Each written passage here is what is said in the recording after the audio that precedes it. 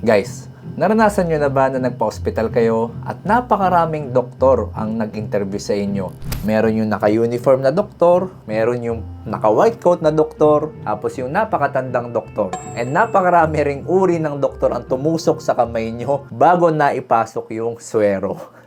Ito kasi yung isa sa hindi nalalaman na kalakaran sa loob ng ospital. Kung paano nga ba nagte-training o ano nga ba pinagdaraanan ng gusto maging doktor bago siya maging finally doktor.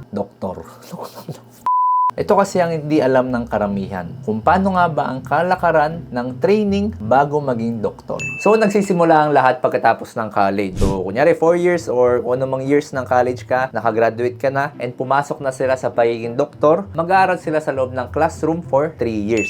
So, for 3 years, magsasagot ng exam, magbabasa ng libro, ipapasa at ibabagsak ang mga subject, and after nun, ilalabas na sila sa ospital. Pag lumabas na sila sa ospital, ito na ngayon yung tinatawag na clerks. Yan, ganyan po yung itsura ng mga clerk. So, yan po yung actual na uniform ko nun. So, minsan makikita nyo ako naka-stethoscope, may dalang ballpen, may dalang clear book para isulat yung mga notes. Tapos, minsan nag-interview din po ako ng mga pasyente. Ang mga clerk po nagdaraan yan sa training na sa actual na pasyente na talaga para maranasan nila kung ano ba yung feeling or kung ano ba yung pakiramdam kapag humaharap sa pasyente, kapag nasa totoo or actual na duty sa ospital. Yan po yung pinakabatang doktor na nag-interview sa inyo. Ang mga tanong nila dyan, kung may flush ba yung banyo nyo, kung may ilan ang bintana sa CR or sa bahay nyo, or kung nagtatapon ba kayo ng basura regularly.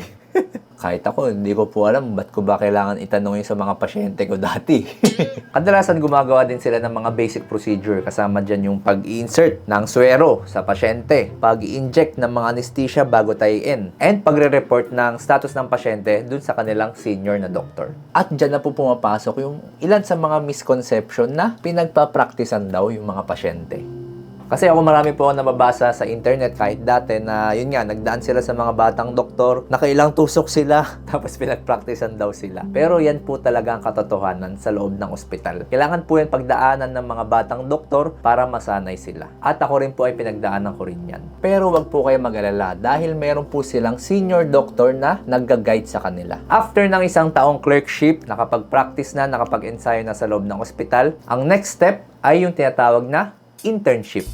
Ang mga interns po hindi pa po yan pasado ng board exam pero graduate na po sila ng med school. Kadalasan sinasabay nila yung pag-aaral ng board exam nila sa pag-duty nila sa ospital. So ganito po yung itsura ng uniform ng mga intern. So naka-white coat na sila tapos may MD sa pangalan tapos mas maiksi yung kanilang coat. So hanggang dito lang sa bago magsiko tsaka hanggang dito. And sila po yung pangalawa na nag-i-interview sa inyo. So, in-interview kayo ng mas batang doktor. Tapos may sumunod na doktor na naman na kakaiba yung itsura, kakaiba yung uniform. Tapos uulitin yung mga tanong sa inyo. Gumagawa din po sila ng mga procedures. Kasama na po dyan yung pag-assist sa operasyon. Pagtatahi ng mga medyo mas malalaking sugat. Pagsaswero ng mga mas bata or mas baby na pasyente. Minsan nagre-recommend din sila ng mga gamot na pwede nyo po i-take dun sa senior doctor. And pwede rin po sila mag-suggest ng diagnosis sa inyo. Pero still, wag po kayo mag-alala dahil under supervision pa rin po ito ng mas matandang doktor. Again, ito po ay pinagdaraanan ng lahat ng gusto mag-doktor.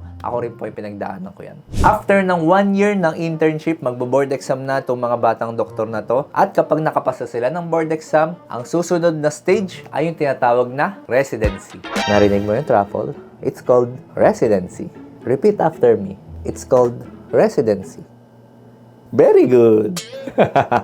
Bad trip siya. Siguro sabi niya, ewan ko sa'yo, daddy, mag-content ka dyan, wag mo ako isama.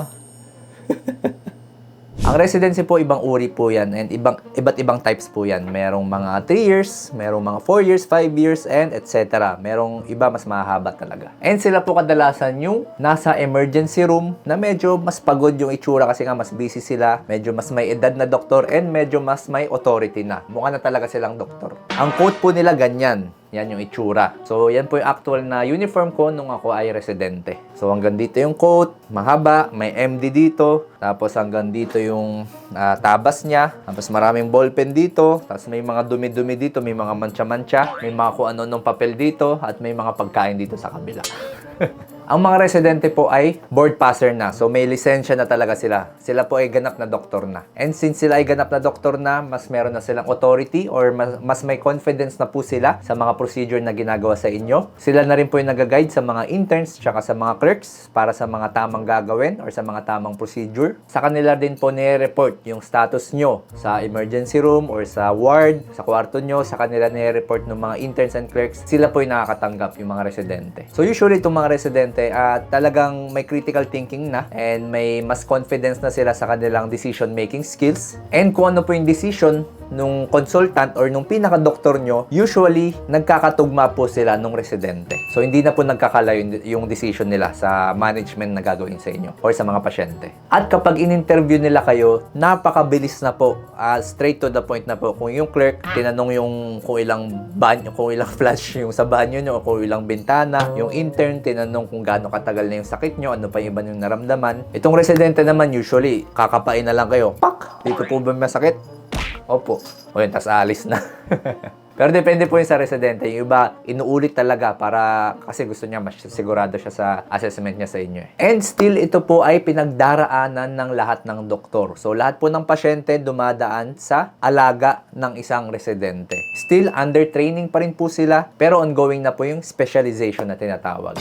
At alam nyo ba, na sa stage na to ng residency, dito pinakamaraming nagko-quit. Ibig sabihin, umalis sila doon sa hospital na yun. Well, ito po yung sa personal experience ko. Hindi ko sinasabi sa lahat na ganito yung nangyayari. Sa residency po kasi talagang nagiging overwork yung doktor. Pumapasok sila ng 36 hours straight. Para ma-visualize nyo, kunyari ngayon ay Monday, 8 a.m., magsasign in ako, nasa hospital na ako. Tuloy-tuloy ako magtatrabaho hanggang kinabukasan, Tuesday, ng bandang 8 p.m. Wala pong hinto yun, wala pong break. May onti namang tulog, pero siguro mga 2 hours lang. Comment down below kung gusto nyo malaman yung storya ng mga residente. Ikaw, Truffle, gusto mo ba malaman yung mga story ng mga residents? Ay, gusto mo? Okay. Gawa natin ng story. And after po ng, sabihin natin 4 years, yung residency ng doktor na yun, magbo-board exam ulit siya. And syempre, ipapasa niya yung board exam na yun. And kapag nakapasa na siya, siya po ay isang tanyag na consultant na. Itong consultant, ito na po yung kakilala niyong doktor. Ito yun na yung nakaupo sa clinic niya. Or ito na yung dumarating kapag sa emergency room, nagpapakilala. And ito po yung pangalan na nakasulat dun sa inyong billing.